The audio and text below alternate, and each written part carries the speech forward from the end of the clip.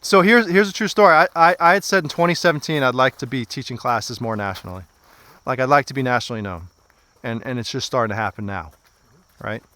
Like that shit does work. As long as you have the end in mind and you take action toward that. You know? I mean I have 6 like open-ended affirmations that guide my life. Like they're my priorities and that's what I do. You know? I'm honoring God in all I do. I'm serving others by teaching them to have great success and abundance in their lives. I'm exceeding my potential. Best husband for my wife. Thankful that money comes to me in increasing quantities from multiple sources, and I'm a top 10 national competitor.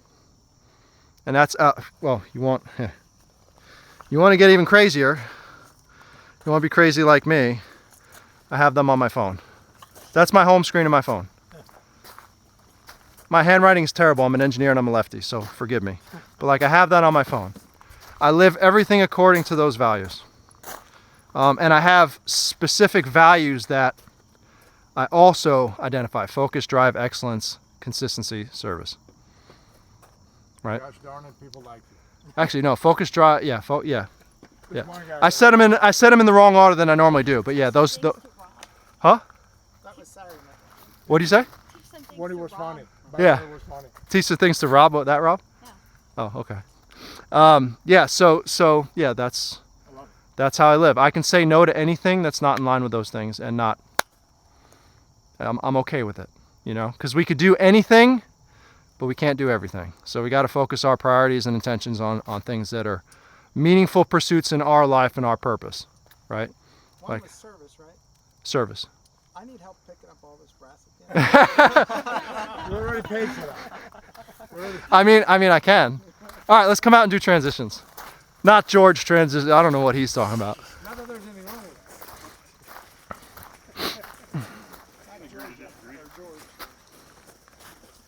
I guess, yeah, we can keep the targets the way they are. It's fine. Okay. We're going to do a breakdown of the components so you understand what the components are, and then we're going to start combining them together. Okay? Components of good transitions. Not in any particular order per se, but the components, the important ones. Number 1, exit.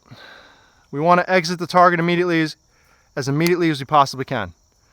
As soon as we know we've fired a good shot and the bullet has left the barrel, we can leave at any point after that. Right? What goes first? Eyes. Right? Does anybody think the gun goes first? No. Okay. Let me give you a quick evolution of transitional mastery.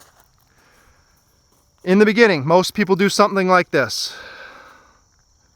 Their eyes and their head are connected to the gun. Okay? First order of business for people who are stuck in that.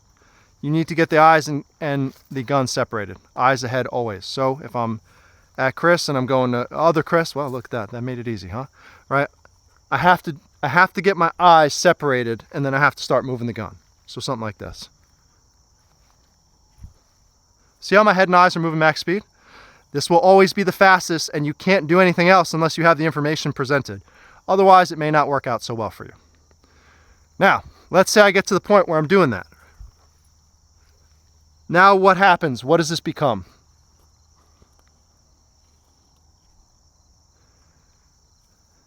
How fast is that? Huh? Why? Because there's... You only need a little bit of space between your eyes and your gun. Josh has got the correct answer.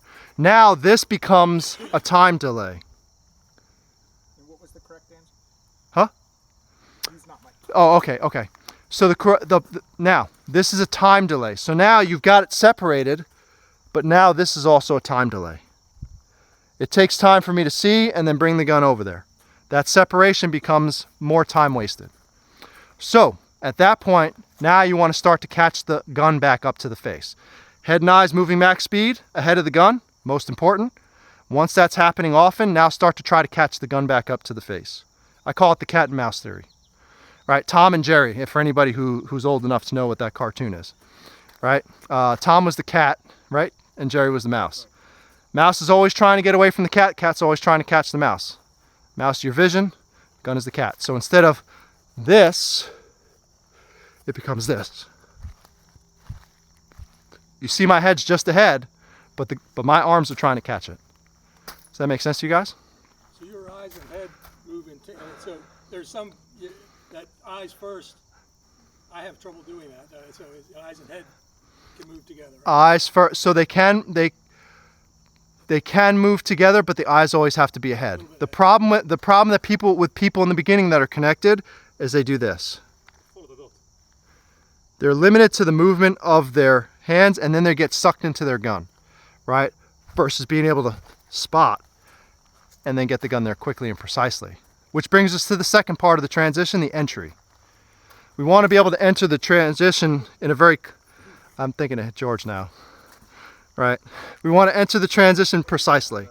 We don't want to be, think about like driving a car, right? There's an acceleration, there's a deceleration, and a stop.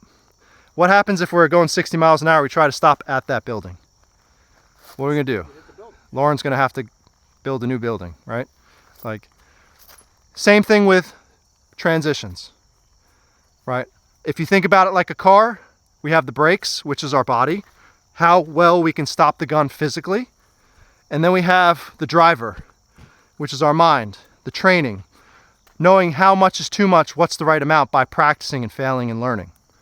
Right? Make sense? Last component is what I call, so think about this. How many shots are we firing on target typically? 2. What do we have to do between shot 1 and shot 2? Return the gun back to the target. What do we have to do between shot 2 and the next target? Exit. Exit, ride the recoil, release. I call it return and release. 1, 2. A lot of people start to combine the two together because they're trying to cut time. But all they end up doing is they end up causing some sort of issue or delay, right? Okay, so we're gonna do a couple of exercises here real quick, focused on the components, then we're just gonna tie it in together with a nice, fun exercise, okay? All right, let's demonstrate it here. Guys, you can all see me, eyes and ears. First thing, transition exit, meaning I'm trying to get off the target as aggressively as I can. I don't care where the entry is. All I'm trying to do is move the gun, move my eyes and the gun off target as quickly as possible. Okay? So here's what it's going to look like when it's right. Aim here.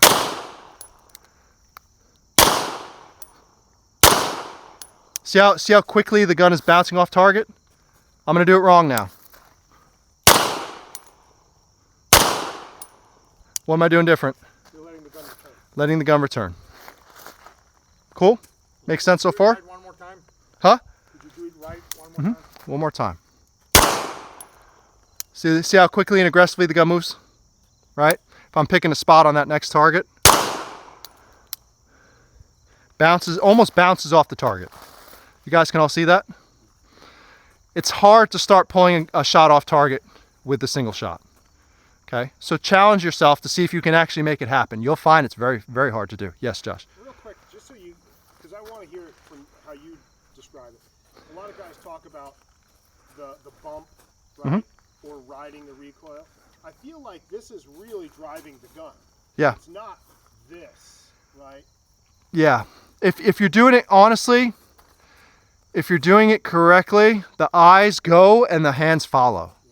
Think about it like this. You have this is the icon that you've selected, let's say on the computer screen. I want to pick that one. Right? I'm going to try to trace as straight a line as possible to that line. Now, I'm not going to try to let the gun recoil. I'm going to try to drive it to a straight line, but the gun is going to recoil along the way there. So it'll look like this. Does that make sense? Does that answer your question? Yeah, because like I feel like when guys kind of stop at that description and go, "Oh yeah, you're just riding the recoil over," but they're not really saying you're driving the gun to the next spot. The recoil is just a part of that process. Now, dry fire to live fire, that recoil does add a little bit of extra push in the movement. So that's something that you do have to compensate for too. And that's just through training the differences of it. Right? You're not gonna train differently per se, but you're gonna understand I don't need to put as much effort in live fire than I do in dry fire. So when I come out here and I do, like I've been doing dry fire transitions, everything lands where I'm looking. Then I come out here and I always go past. Past. It's for that reason. How do you undo that when you come out? Understand that you don't need as much effort. you're going to understand prior to coming out here or prior to doing the exercise, you're not going to need as much effort as you think you are. So you're just going to soften up the amount of effort you put into the gun, especially as the transitions get a bit, well, it really doesn't matter what the transition distance is. It's gonna mean less effort.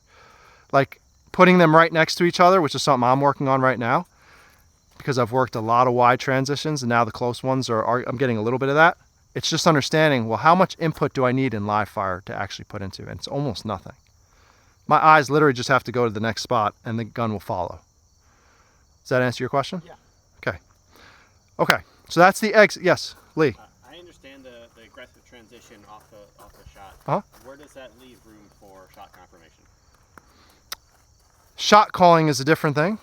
Well, it does leave room for it, but as soon as you've called a good shot, that's what determines when you can exit. Now, 3 ways to call a shot.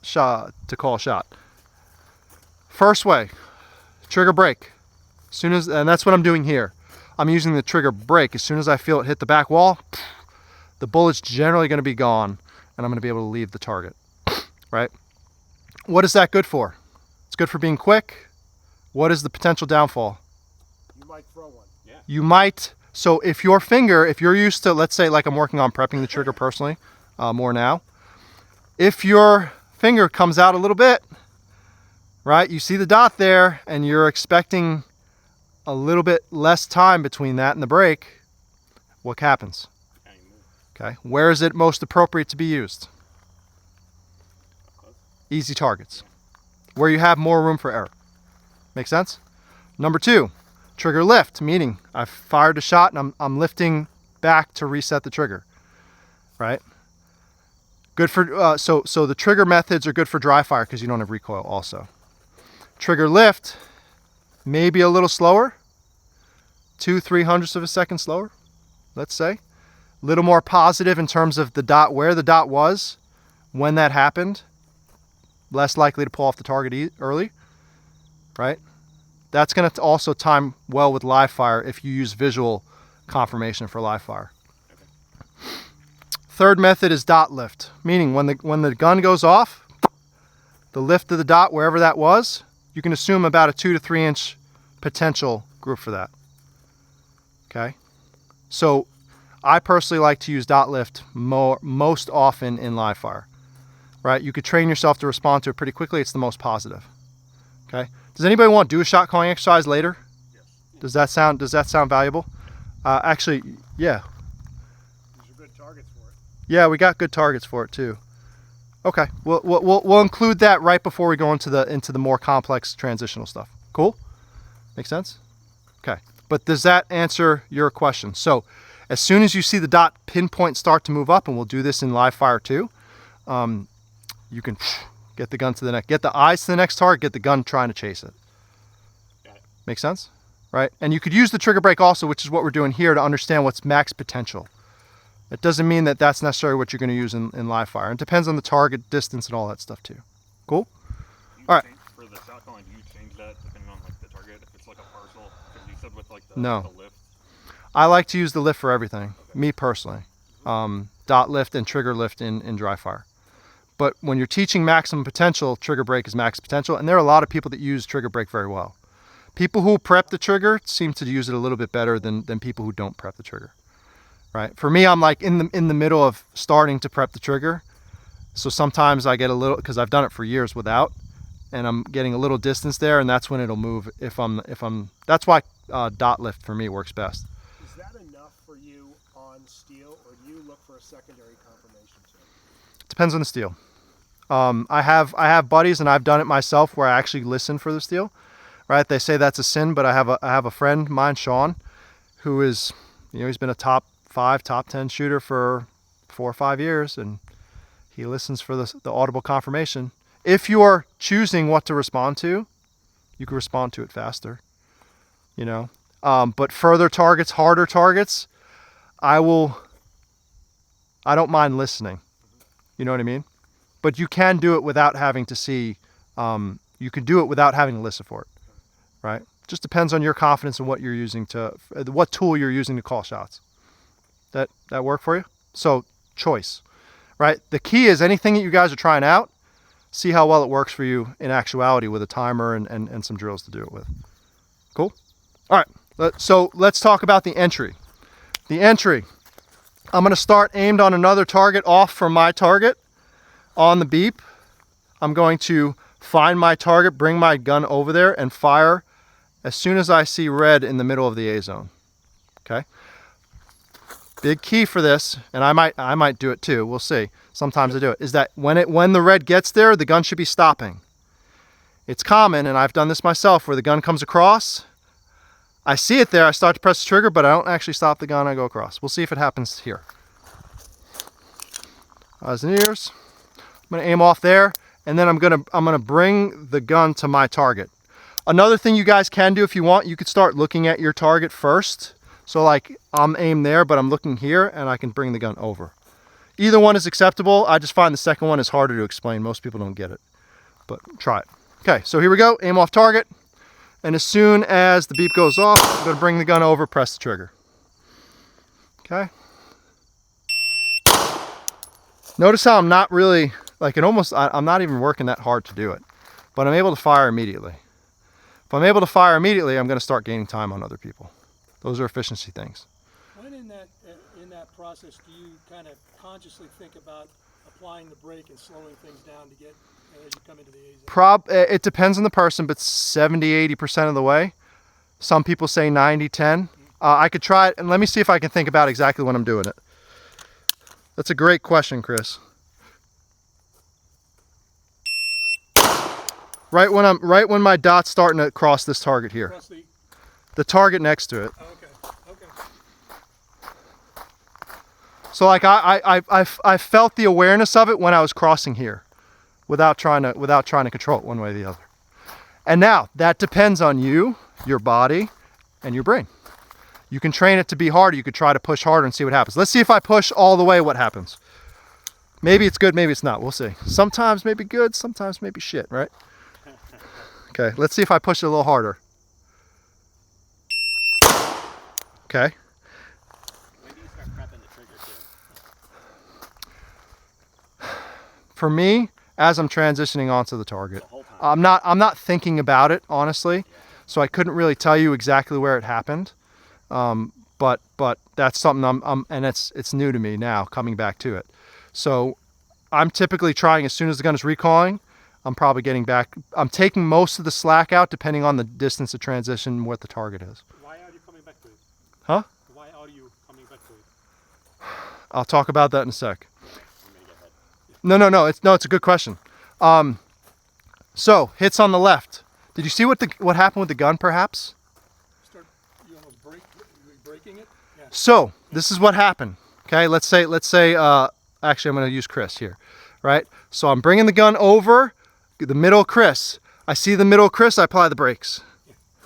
So I saw the dot, like it stopped in the middle, but I couldn't stop it in time, right? So that excess momentum bled off into the corner there.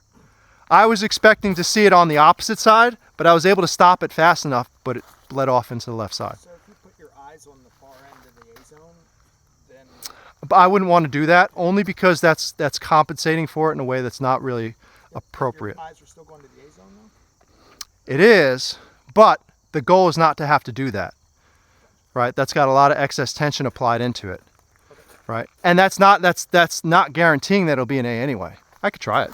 Let me see. It's a good question. All right, so I'm gonna put my eyes on that paster on the Charlie side. I'm gonna try to do the same thing. Not even close. That was actually way past. And I'm trying to spot that spot, and I'm trying, and the gun is right past it, right? So you're not actually, are you picking a finite spot in the I'm trying to. Okay. I'm trying to.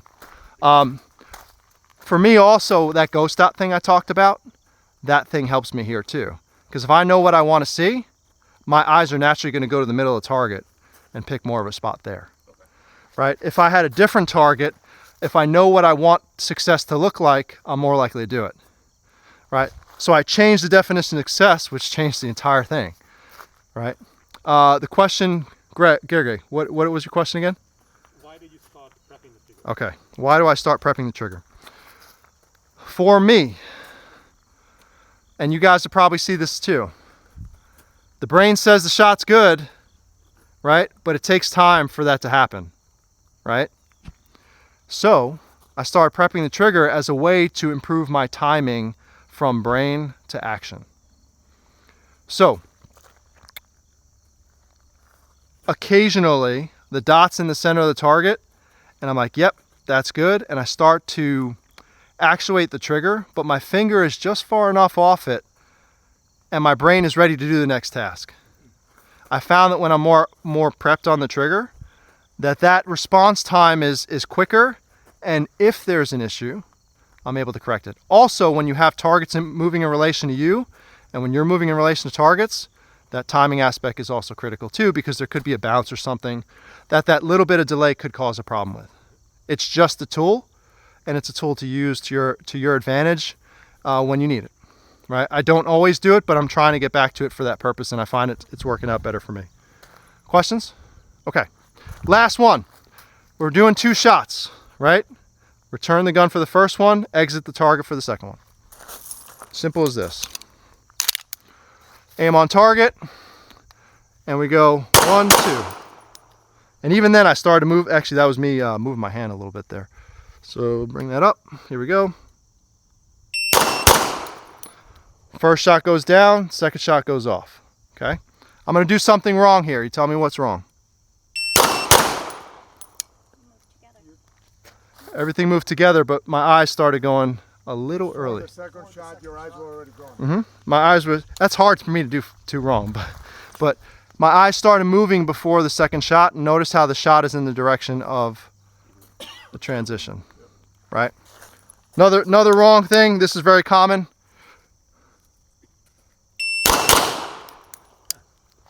Same thing we've seen in the past. You're trying to push the gun so hard speed-wise that you can't actually let it go.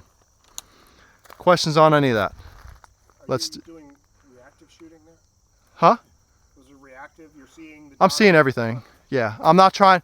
So the challenge is people that want to shoot really fast, or predictively if you want to call it that, if you haven't learned to separate those two things, it's going to screw you up. You're either going to shoot really fast and move the gun fast, or shoot really slow and move the gun really slow, or you're going to shoot fast and keep the gun on target. Like, that's the kind of things that happen from that. So learning how to separate this with this in a deliberate sense is going to be valuable for you guys. Questions? All right, let's jump on up here. Let's have some fun.